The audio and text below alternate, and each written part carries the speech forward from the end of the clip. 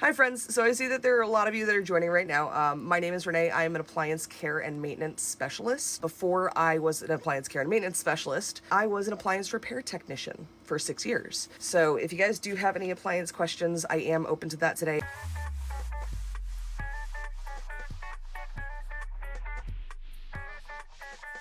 Why does your washer have a burning odor? Because you need to have it serviced. If you have a burning smell coming from your washing machine, you should have an appliance repair tech look at it. And I say that because if you have a burning smell, that's not something that you as the consumer should be addressing. That's something's wrong.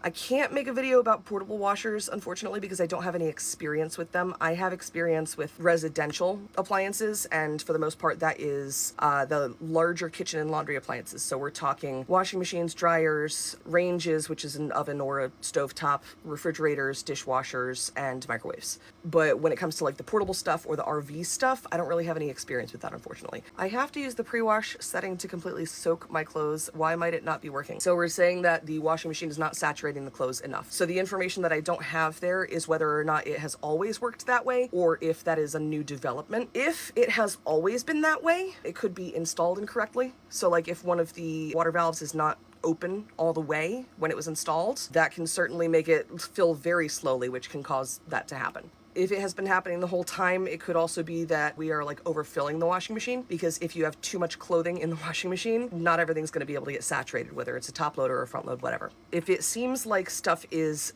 damp, like everything is damp at the end, and I'm not talking like dripping, I'm just saying that like you can feel that water has been in it, but it seems really dry. If it's a front load washing machine, chances are that's normal because they spin so freaking fast that they spin the majority of the water out of your clothes.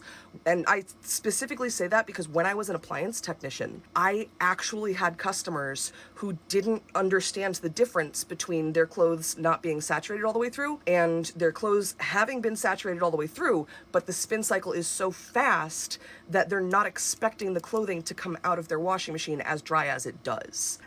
So that's also a possibility. If you're seeing like dry spots though, so like you can see, like clearly see the difference between where the water was and where the water was not. That's different because that can, most commonly it's going to be from overloading your machine because there's not enough room for everything to move around. But if you are certain that you're not overloading your machine, which you want to never fill it more than between halfway to 3/4 of the way full, because you need to have room for the clothing to move around. So if we're overloading it, that can happen. But if you're sure that you're not overloading it, that would be when I would start looking.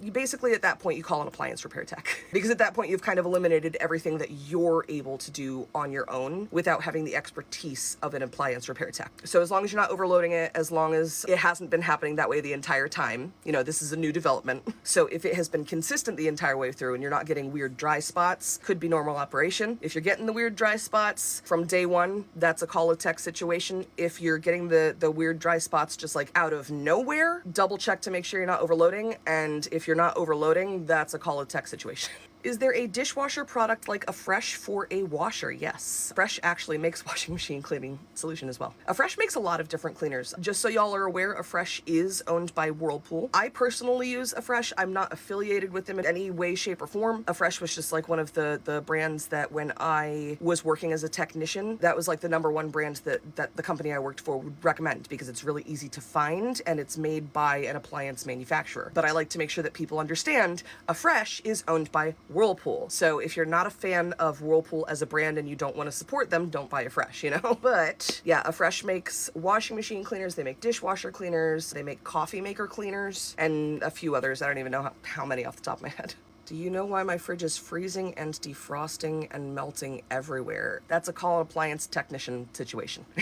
Just so you all are all aware, I can certainly answer appliance questions for you, but I do not tell people how to repair their own appliances. So if it gets to the point where it's something that I feel is out of the level of the average customer's scope of knowledge, then I will always say call an appliance repair technician because you don't want to be messing with appliances when you don't know what you're doing. My easiest example, microwaves. Microwaves have high voltage parts inside of them. So if you took apart a microwave not knowing that, there are literally parts inside of a microwave that even when the microwave is unplugged and has been unplugged for a little while, can electrocute you and kill you. So when I say like, I'm not going to tell you how to repair appliances, if you hear me say call an appliance tech, and I'm mentioning it because I know I've said that to a couple of people already. We got to that point where we kind of like diagnosed as far as we can diagnose, you know? But I am happy to troubleshoot with you guys to see whether or not it's something that you can solve, or if you need to talk to an appliance repair tech. So that's the difference. It's kind of like a free live consultation.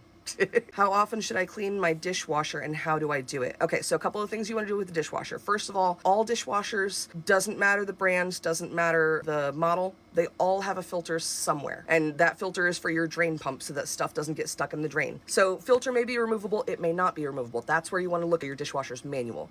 If you don't have a copy, like a physical copy of your manual, you can always find it as long as you can find the model number of your dishwasher or of your appliance, which on dishwashers, the model serial sticker, most common places that it is are either on the edge of the door itself on the inside or on the edge of the body of the dishwasher where the door meets the dishwasher. So like around the inside edge, basically. Look up your model number and then you can find your manual if you don't already have a copy of it. Your manual is going to tell you exactly how to clean your dishwasher drain pump filter for your exact model. So that's why I'm saying like it's going to vary depending on the model that you have, but the manuals will always tell you how to clean your appliance the correct way. The filter, most manufacturers will recommend that you clean it roughly once every 2 to 4 weeks. And that's just basically either removing it and rinsing it under your kitchen sink with a old toothbrush or a scrub brush or something, or if it's not removable, you just go in with that scrub brush in the dishwasher and clean it as best you can without removing it. So that's about every 2 to 4 weeks. And aside from that, you do want to make sure that you run a dishwasher cleaner through your machine as well. Like I was saying before, Affresh does make that. Affresh, I'm not affiliated with them in any way, shape, or form. I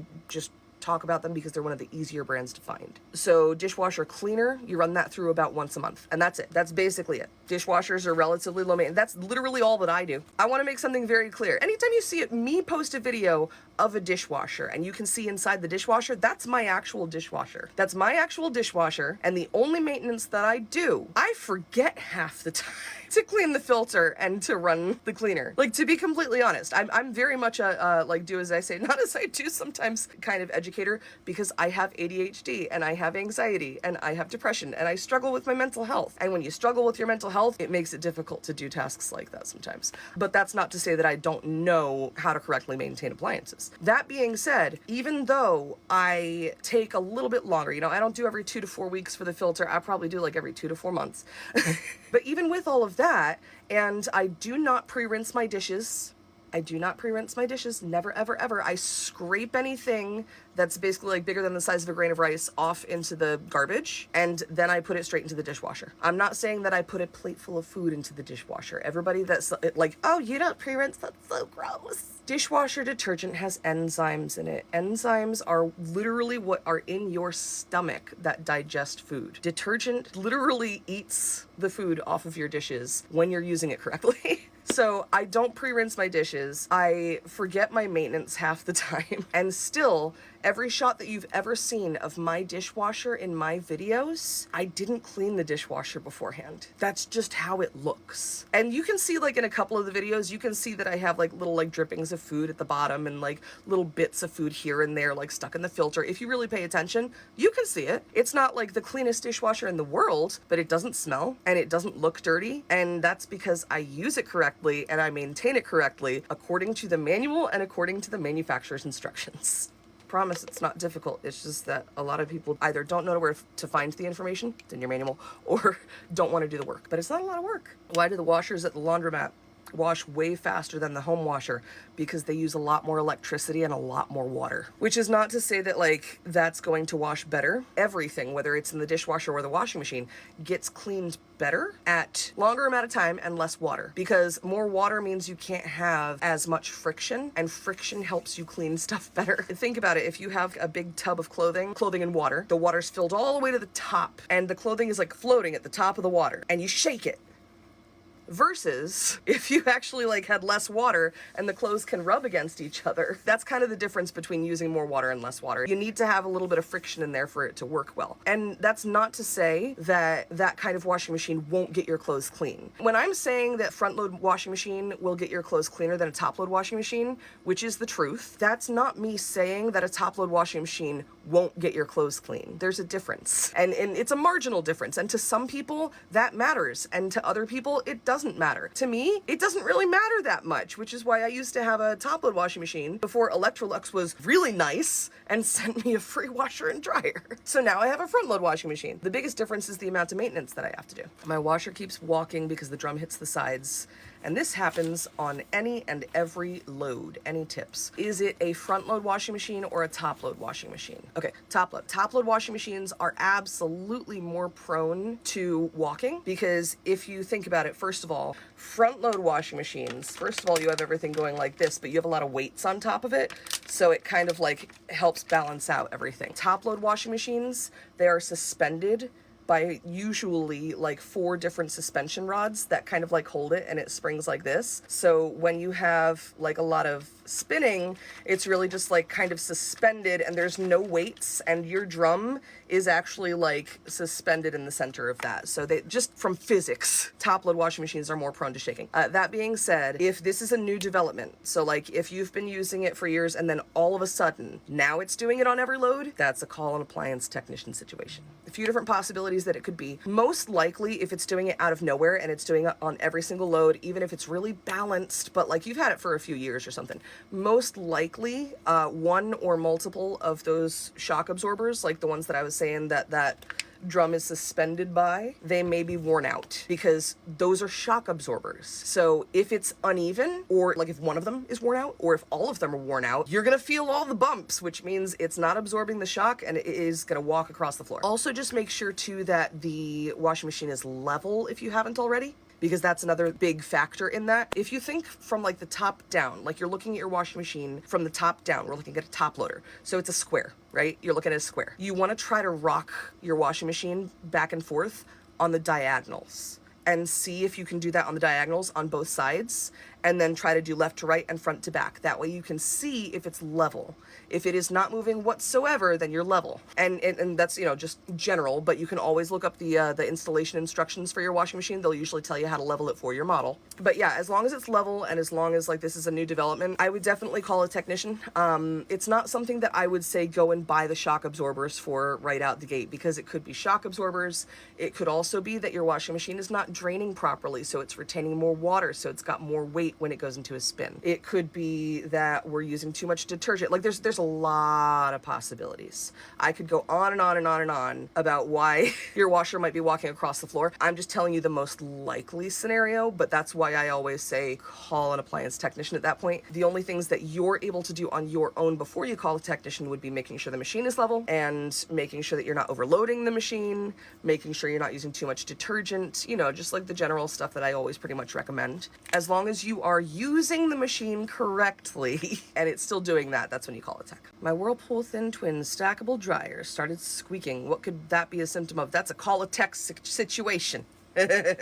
Usually it's the pulley. It's the bearing in the pulley, I should say. Pulleys in dryers are the most likely thing to squeak. Not always the number one thing, but regardless, if your dryer is squeaking, you need to call a technician. You said thin twin, but off the top of my head, I don't know if that is considered a laundry center, which is where they're like bolted together like they're all in one unit, or if it's like a washer and a dryer, and those can be purchased and used separately, but they are stacked. So those are two different things, laundry center or stackable. If it's laundry center, those are incredibly difficult to disassemble if you don't know how to do it, because it's like a puzzle and all in one unit. Yeah, don't even try to take that thing apart by yourself if you don't have any appliance repair experience. Unfortunately, if it's squeaking and you have no experience repairing appliances, call a tech. I can tell you that most likely it's the pulley, but that doesn't mean that it definitely is. There's still a lot more things in the dryer that could be doing that, but there's no point in me theorizing on it when I'm not gonna tell you how to fix all those parts anyway. That's the long and short of it. If your dryer's squeaking, don't ignore it. That's really, really important, actually, because there are a lot of people that I would go out to their houses and they'd be like, oh yeah, my dryer will no longer tumble. And I'm like, oh, okay. And I open it up and the wheels that help everything turn, they're called rollers. And the pulley, the bearing on the pulley, they're like melted. And I'm just like, did it do anything weird before it stopped tumbling? Oh yeah, it's been squeaking for months. Don't let the squeak go ignored.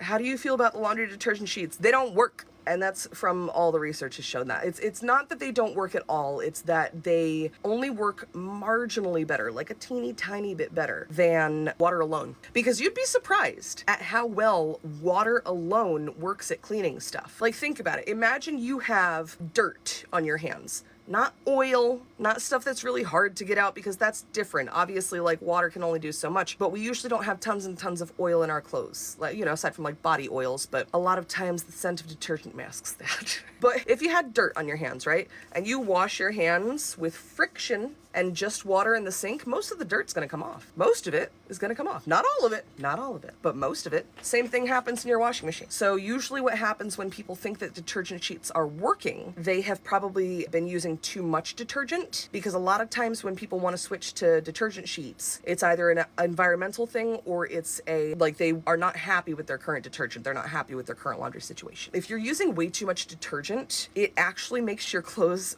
smell worse and look worse, because you start to get a buildup of detergent in your clothes and you don't realize it, because it still looks like clothing, but it might look dingier, or it might feel rougher, or it might start to have smells in it even after you wash it. That can be a detergent buildup, because the way that detergent works, detergent molecules will bond to the dirt and the grime, and then the rinse cycle washes everything away. So if you're using way too much detergent, your washing machine has no idea you used that much detergent. So it's going to use the same amount of water in a rinse cycle, assuming that you had used the correct amount of detergent, which means that not all of that bonded detergent and dirt will get rinsed out. And then the next time you go to clean it, you might be like, oh, this smells kind of bad. I should use a little more detergent this time to try to clean it better. And then the problem just compounds. So what happens is people will experience that and they'll be like, I need to change to a different detergent. And then they find these detergent sheets because that's what's popular at the moment. That's been like the new trend. They don't realize that the problem is that they have a buildup in their clothing. So what's going to happen is they switch to the detergent sheet, which only cleans marginally better than water, but it's a much lower amount of detergent in general. So over time, their clothes are going to seem cleaner because they're getting rid of the buildup that's in their clothes. But eventually, that buildup will go away completely. And then you're left with just the detergent sheets trying to clean. So what happens is, at first, it'll seem like it works really, really well because you're getting rid of the detergent buildup. And then eventually, it hits a peak where we've gotten rid of the detergent buildup, but now we're cleaning with such a small amount of detergent that it's not getting rid of all the dirt. And then all of a sudden you're like, why aren't the laundry sheets working as well as they used to? But yeah, the detergent sheets, unfortunately, they don't work very great. Basically, if you like the idea of laundry sheets, this is the better option. This is not an ad. I am not sponsored. I am not required to say this. This is literally all my entire own opinions. If you want an eco-friendly option that is similar to those, Tide Evo. And I will say this is like full disclosure because I'm not trying to hide anything, even though some people want to think otherwise. Yes, I do occasionally make sponsored videos for Tide or Procter & Gamble or you know, that kind of stuff. They did invite me to go to the launch of Tide Evo at South by Southwest earlier this year. So I was there for the product launch. The Tide Evo tiles. I'm genuinely excited about this product. Just my own opinion. What they did instead, so the Tide Evo tiles, they aren't as dry as the laundry detergent sheets, and they're also thicker. They're like this freaking thick. So it's about this big. They call it a tile. About this thick, and it's a whole bunch of like detergent woven together. But the biggest difference to me, because I've held laundry detergent sheets in my hands, I have used them. I have used Tide Evo.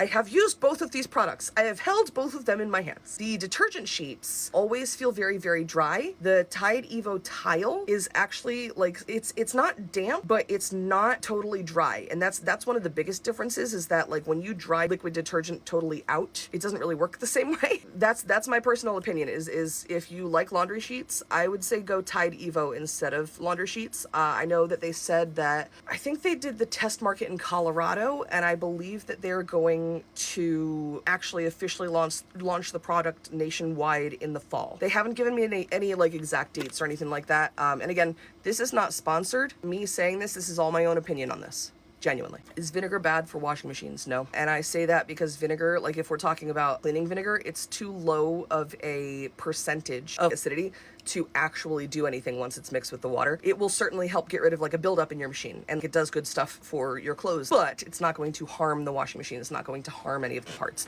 You would have to have a much higher percentage for that to do anything. And I also say that as a former appliance repair technician, I was trained by the manufacturers, and the manufacturers would often, if somebody had a really bad detergent buildup in their washing machine, or if they had like accidentally used dish soap in their dishwasher instead of detergent, they would recommend that you put a cup of vinegar in there and try and rinse it out that way. The manufacturers, if you would call them or you'd be trained by them and you needed to have their help, they would recommend using vinegar. So the people that want to say that vinegar is going to eat away at your machine, I have been told that that may have been true of older washing machines because some of them had things like wax seals in certain places. I never worked on them, so I can't really speak to that one way or another, but I get the feeling that it may used to have been an issue. It's not an issue now. It's really not. Vinegar's fine. Just don't go overboard with it. I can't think of a single situation where you would need more than 2 cups. And that's like worst case. Don't use a ton of vinegar. My ice maker in my fridge makes the ice taste stale. I empty it often and it still stinks. Why? Generally, if it is a taste in your ice, the 2 things that are going to cause a taste in your ice are either the water itself or what you have in your freezer. Because anything that smells like garlic stuff, anything that has like a pungent odor when it's hot, the cold temperatures in the freezer are going to dampen that, so you won't notice that as much, but it can seep into your ice. I have absolutely seen that happen. Tasted it happen? It's happened. Science. Could certainly be whatever you have in your fridge. If you have water that comes out of the fridge that you can drink, like the filtered water, and that tastes fine, then there's no reason to believe that the water would be the cause of the issue. Is fixing a squeaky dryer an expensive fix? That depends on what is causing the squeaking. So that's not really something that I can just tell you, because it depends on what's squeaking. I have seen a squeaky dryer be anything from just like a pulley, which can be anywhere from like $50 to $100, maybe more, maybe less, depending on the brand, whatever, all the way up to the pulley and 4 to 5 rollers, and those can be $50 each. I couldn't even give you a price range on it, is my point. Like, there's no way for me to give you an estimate on that unless I know exactly what is squeaking, and even then I could probably not even give you much of an estimate. But it's a call an appliance tech situation. It needs to be assessed in person, is what I'm trying to say. Old school washers are better. Myth. Everyone always wants to tell me that old school washers are better. Here's the thing about old school washers that people don't realize. Old school washers, everybody wants to think of the immediate result, which is I washed my load of laundry and it came out clean and it didn't take a lot of time. Therefore, it's better. Here's the truth about old school washers. They used more water. So if you pay for your water, they cost you more in water. They used more electricity. So if you pay for your electricity, they cost you more in electricity. Because they used more water, you had to use more detergent to compensate. So you used more detergent. My nice unpainted nail. So you're using more water, more electricity, more detergent. Additionally, the reason why I fully believe that front load washers are better for your clothes in general is because when you have to have an agitator in there that is physically hitting the clothes, it's like physically moving the clothes, it puts a lot of wear on your clothes. Old school washing machines will make your clothes pill faster, are more likely to damage your clothing. They are more likely to tangle something, like wrap it around the agitator. So you have a higher risk of your clothing being damaged. Your clothing is being worn down much faster than in a front load washing machine, which does not have the agitator in the middle. And because you are swapping from a design where your tub is like this. So imagine I have laundry filled up to here. If I have laundry filled up to here, the only way the stuff on top is going to get wet is if I fill the water past that. In a front load washing machine, if you fill the laundry up halfway, it doesn't matter because it's rotating. So you need less water. You need less water in a front load washing machine to get your clothing clean, just because all of your laundry is going from this, where gravity is pulling all of the laundry down, versus to the front where everything is getting mixed around evenly. This design going from this to going to this is also going to use less electricity because you're using less water, so there's less weight in here, so there's less that you have to use. You're going to use less detergent, you're going to use less water, you're going to use less electricity. So everyone wants to think that old washing machines are fantastic because they're only thinking short term. They're thinking, Laundry went in, was very fast, came out clean. Good. In the long term, though, you're using more water, more electricity, more detergent, so they cost more. And on top of that, they're harder on your clothes, so you're buying clothes more often. Older washing machines, not as good as newer washing machines. And you can certainly have your preferences. I'm not saying that. But when we're talking about which machines are going to cost less money while still getting your clothes clean, assuming you're using them correctly, because if you think that front loaders don't clean your clothes properly, and that's from your own experience, it's because you've either used it wrong or the machine was broken or installed wrong. Hard stop. I have a front load washing machine. I went from a top load washing machine to a front load washing machine this year. I used both of them correctly, based on manufacturer directions. Both of them were maintained and used correctly. Front loader cleans better. It just does. And it spins the clothes out so freaking fast that they're practically like just barely damp when they come out of the washing machine, so they take less time in the dryer, which saves you more electricity.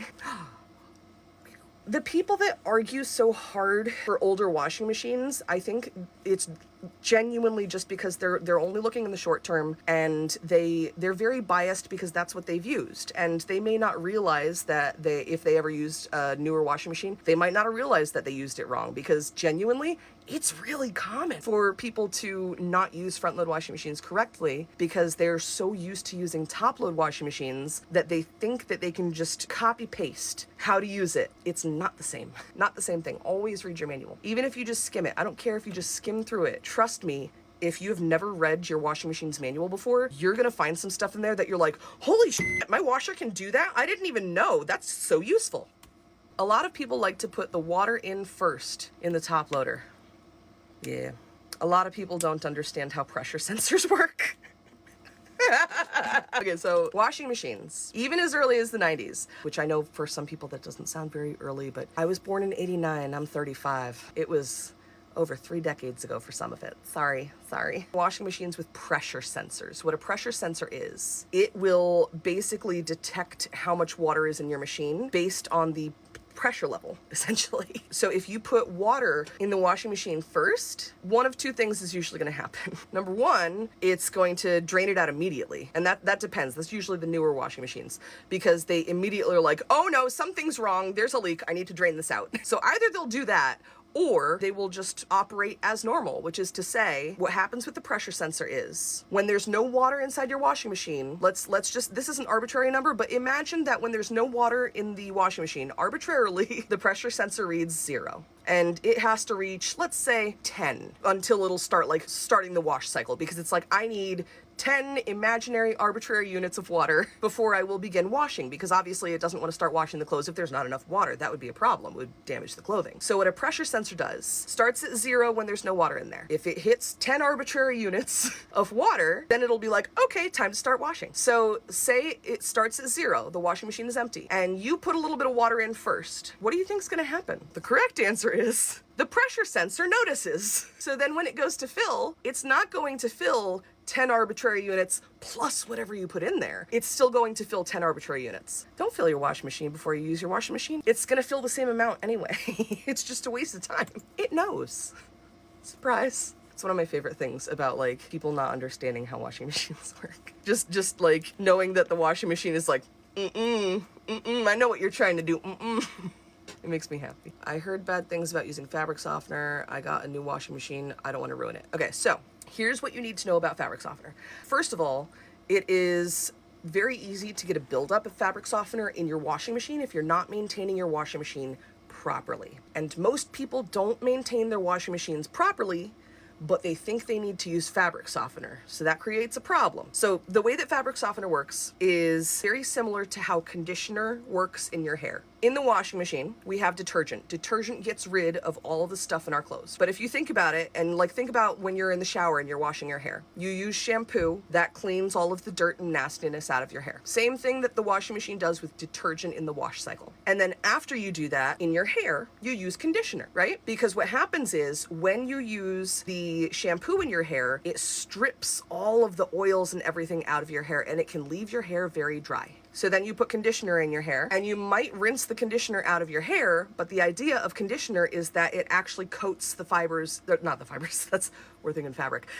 It coats the strands of hair. So conditioner stays in your hair. Fabric softener stays in your clothes, same way that conditioner stays in your hair. In Europe, they don't even call it fabric softener. They call it fabric conditioner. Fun fact, a lot of the rest of the world actually, they call it fabric conditioner. In the washing machine, you have the laundry detergent that washes your clothes. It gets everything out of your clothes. But some clothes, not all clothes, but some clothes do need a little bit more conditioning. So things that are like really stretchy sometimes can benefit from having fabric softener, because when stretchy things get really, really dried out, they can start to lose their elasticity. And that's when you get those like little tiny stretchy fibers like poking out of your clothes when they start to get like old and aged. So stretchy fibers might benefit from fabric softener. A lot of other things do not benefit from fabric softener. For most things, you don't necessarily need it, but fabric softener will basically make elastic things last a little bit longer, but you don't want to use it on anything absorbent, because fabric softener prevents fabric from absorbing anything, because again, it is staying in your clothing. The reason why fabric softener goes into the rinse cycle is because the rinse cycle always uses cold water. And when you use cold water, the fabric softener will stay in your clothing more, because hotter water would basically like melt it out and it would remove it. Fabric softener stays in your clothes, and then you use the rinse cycle, which is the cold water, and it will coat the fibers in your clothes. Because of that, it makes absorbent fabrics non-absorbent. So never use fabric softener on towels, athletic wear, because even though athletic wear is stretchy, a lot of times it's supposed to be moisture wicking. It's not gonna wick away moisture if you have fabric softener in it, because it can't absorb the moisture. So never use fabric softener in athletic wear, never use fabric softener in towels, never use fabric softener in anything, any fabric that you want to be absorbent. If you have any fabric that is intended to be used like in a fire retardant situation, so like you're trying to prevent fire,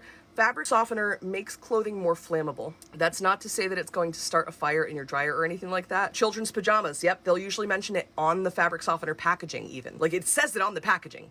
You can even double check. If you're going to use fabric softener, which I personally do not use fabric softener is a personal choice. It is not a necessity. You do not need fabric softener, but don't use fabric softener on anything that's absorbent, because it will make it less absorbent. Fabric softener does also make clothing more flammable. And if you're going to use fabric softener, you need to make sure that you are cleaning your washing machine like strictly. You need to make sure that you are using a washing machine cleaning solution in your machine at least once a month. So you need to make sure that you clean your washing machine, because fabric softener builds up on the inside of washing machines very, very easily if you're using it incorrectly and if you're not maintaining your machine properly. And that's when you can have some of the parts, like the bearings, can start to get eaten away basically by that buildup, because it's not just fabric softener. It's, fabric softener, it starts to stick to your machine, and then other stuff starts sticking to that. So then you start getting like dirt and grime stuck to it. That's when you start getting a buildup inside of your machine, and that's when parts start breaking. That's when stuff starts wearing out. That's when your machine starts shaking a lot more than usual. Like it can cause so many problems. Do make sure that you are maintaining your washing machine properly. Make sure you clean your washing machine. If you don't know how to clean your washing machine, check your washing machine's manual, because they all tell you how to do any kind of like cleaning cycle or whatever specific to your model. And if you don't have a manual for your washing machine, look inside the washing machine. There's gonna be a model number somewhere on a sticker inside the washing machine, and then you can Google it. Most manuals are available online now for free. And on that note, I am gonna head out, but thank you all for hanging out with me and for asking really, really great questions, because that was a lot of really good fun talking points. All right, bye.